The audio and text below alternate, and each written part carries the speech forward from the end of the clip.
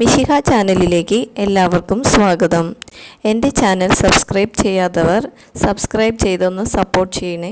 നിങ്ങൾക്ക് ഈ വീഡിയോ ഇഷ്ടപ്പെടുകയാണെങ്കിൽ ലൈക്കും ഷെയർ ചെയ്യാൻ മറക്കല്ലേ. ന്യായാധിപന്മാർ 12-ാം അധ്യായത്തിലെ ചോദ്യങ്ങളും ഉത്തരങ്ങളും. 1. ന്യായാധിപന്മാർ 12-ാം അധ്യായത്തിൽ എത്ര വാക്യങ്ങൾ ഉണ്ട്? 15 വാക്യങ്ങൾ. 2. ആർക്കെതിരെ യുദ്ധത്തിന് ഒരുങ്ങിയാണ് എഫ്രായിംകാർ സഫോണിലേക്ക് ചെന്നത്? ജഫ്താക്കെതിരെ. 3. എഫ്രായിംകാർ ജഫ്താക്കെതിരെ യുദ്ധത്തിനൊരുങ്ങി ചെന്നത് എവിടേക്ക്? സഫോണിലേക്ക്. 4.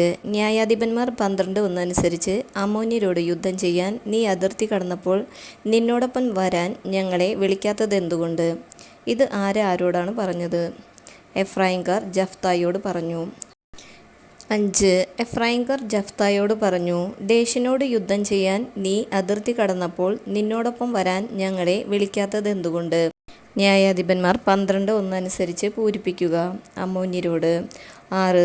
നിന്നെയും നിന്റെ ഭവനത്തെയും ഞങ്ങൾ അഗ്നിക്കിരയാക്കും. ആരോട് പറഞ്ഞു? എഫ്രായിംകാർ ജഫ്തായോട്. 7. ജഫ്തായെയും അവൻ്റെ ഭവനത്തെയും എന്തു ചെയ്യുമെന്നാണ് എഫ്രായിംകാർ പറഞ്ഞത്? അഗ്നിക്കിരയാക്കും. 8. ജഫ്തായും അവൻ്റെ ജനവും വലിയ കലഹത്തിലായത് ആരുമായിട്ടാണ്? അമ്മോന്യരുമായി. 9. ജഫ്ത വിളിച്ചപ്പോൾ അമ്മോന്യരുടെ കൈകളിൽ നിന്ന് രക്ഷിക്കാതിരുന്നത് ആര്? എഫ്രായിംകാർ. 10. ന്യായാധിപന്മാർ 12:3 അനുസരിച്ച് എഫ്രായിംകാർ ജഫ്തായെ രക്ഷിക്കുകയില്ലെന്ന് കണ്ടപ്പോൾ ജഫ്ത അമ്മോന്യർക്കെതിരെ ചെന്നത് എങ്ങനെ? ജഫ്ത അവൻ്റെ ജീവൻ കയ്യിലെടുത്ത്. 11. ആര് രക്ഷിക്കുകയില്ലെന്ന് കണ്ടപ്പോഴാണ് ജഫ്ത അവൻ്റെ ജീവൻ കയ്യിലെടുത്ത് അമ്മോന്യർക്കെതിരെ ചെന്നത്? എഫ്രായിംകാർ. 12. കർത്താവ് അവരെ എൻ്റെ കയ്യിൽ ഏൽപ്പിക്കുകയും ചെയ്തു. എന്നിട്ടിപ്പോൾ നിങ്ങൾ എനിക്കെതിരെ യുദ്ധം ചെയ്യാൻ വരുന്നു.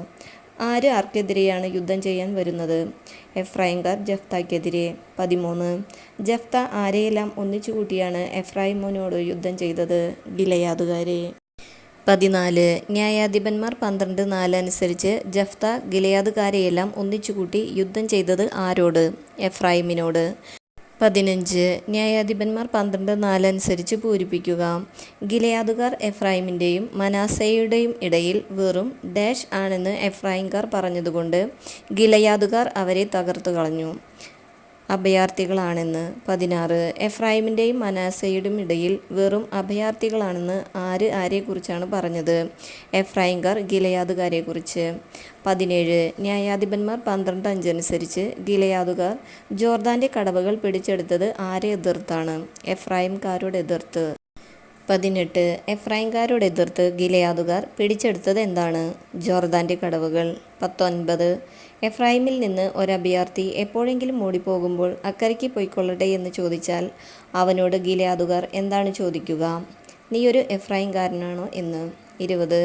ന്യായാധിപന്മാർ 12:5 പ്രകാരം പൂരിപ്പിക്കുക. എഫ്രായിമിൽ നിന്ന് ഡാഷ് എപ്പോഴെങ്കിലും ഓടിപ്പോകുമ്പോൾ അക്കരയ്ക്ക് പോയിക്കൊള്ളട്ടെ എന്ന് ചോദിച്ചാൽ നീയൊരു എഫ്രായിംകാരനാണോ എന്ന് ഗിലെയാദുകാർ ചോദിക്കും. ഉത്തരം ഒരഭയാർത്ഥി. 21. എഫ്രായിമിൽ നിന്ന് ഒരഭയാർത്ഥി എപ്പോഴെങ്കിലും ഓടിപ്പോകുമ്പോൾ അക്കരയ്ക്ക് പോയിക്കൊള്ളട്ടെ എന്ന് ചോദിച്ചാൽ നീയൊരു എഫ്രായിംകാരനാണോ എന്ന് ചോദിക്കുന്നതാരാണ്? ഉത്തരം ഗിലെയാദുകാർ. 22. ന്യായാധിപന്മാർ 12:6 പ്രകാരം നീയൊരു എഫ്രായിംകാരനാണോ എന്ന് എഫ്രായിമിൽ നിന്നുള്ള അഭയാർത്ഥിയോട് ഗിലെയാദുകാർ ചോദിക്കുമ്പോൾ അല്ല എന്ന് അവൻ പറഞ്ഞാൽ അവനോട് ഉച്ചരിക്കാൻ പറയുന്നത് എന്ത്? ഷിബ്ബോലത്ത്. 23. എഫ്രായിമിൽ നിന്നുള്ള അഭയാർത്ഥി ഷിബ്ബോലത്തിന് പകരം സിബ്ബോലത്ത് എന്ന് പറഞ്ഞാൽ അവനെ ഗിലെയാദുകാർ ചെയ്യുന്നത് എന്ത്? ജോർദാൻ്റെ കടവുകളിൽ വെച്ച് കൊല്ലും. 24. ഷിബ്ബോലത്ത് എന്ന ഉച്ചരിക്കുന്നതിന് പകരം സിബ്ബോലത്ത് എന്ന് പറഞ്ഞാൽ ഗിലെയാദുകാർ ജോർദാൻ്റെ കടവുകളിൽ വെച്ച് കൊല്ലുന്നതാരെ? എഫ്രായിമിൽ നിന്നുള്ള അഭയാർത്ഥിയെ. 25. ന്യായാധിപന്മാർ 12:6 പ്രകാരം എത്ര എഫ്രായിംകാരാണ് അന്നാളുകളിൽ വധിക്കപ്പെട്ടത്? 40,000 പേർ. 26. ജഫ്ത ഇസ്രായേലിൽ ന്യായപാലനം നടത്തിയത് എത്ര വർഷം? 6 വർഷം. ന്യായാധിപന്മാർ 12:7. 27. ഗിലെയാദുകാരനായിരുന്ന ന്യായാധിപൻ ആര്? ജഫ്ത. 28. ജഫ്തായെ അടക്കം ചെയ്ത പട്ടണം ഏത്? സ്വന്തം പട്ടണമായ ഗിലെയാദ്. 29. ന്യായാധിപന്മാർ 12:8 അനുസരിച്ച് ജഫ്തായ്ക്ക് ശേഷം ഇസ്രായേലിൽ ന്യായപാലനം നടത്തിയത് ആര്? ബെത്ലഹേംകാരനായ ഇബ്സാൻ. 30. ന്യായാധിപന്മാർ 12:8 അനുസരിച്ച് ബെത്ലഹേംകാരനായ ഇബ്സാന് എത്ര പുത്രന്മാർ ഉണ്ടായിരുന്നു? 30 പുത്രന്മാർ. 31. ന്യായാധിപന്മാർ 12:9 പ്രകാരം സ്വന്തം കുലത്തിന് വെളിയിൽ വിവാഹം കഴിച്ചു കൊടുത്തിരുന്ന എത്ര പുത്രിമാരാണ് ബത്ലഹേംകാരനായ ഇബ്സാനുണ്ടായിരുന്നത്? 30 പുത്രിമാർ. 32. ഇബ്സാൻ തൻ്റെ പുത്രന്മാർക്ക് വേണ്ടി 30 പുത്രിമാരെ സ്വീകരിച്ചതെവിടെ നിന്ന്? സ്വന്തം കുലത്തിന് വെളിയിൽ നിന്ന്. 33. ന്യായാധിപന്മാർ 12:10 പ്രകാരം ഇബ്സാൻ ഇസ്രായേലിൽ ന്യായപാലനം നടത്തിയത് എത്ര വർഷം? 7 വർഷം. 34. ഇബ്സാൻ മരിച്ചപ്പോൾ അടക്കിയത് എവിടെ? ബത്ലഹേമിൽ. 35.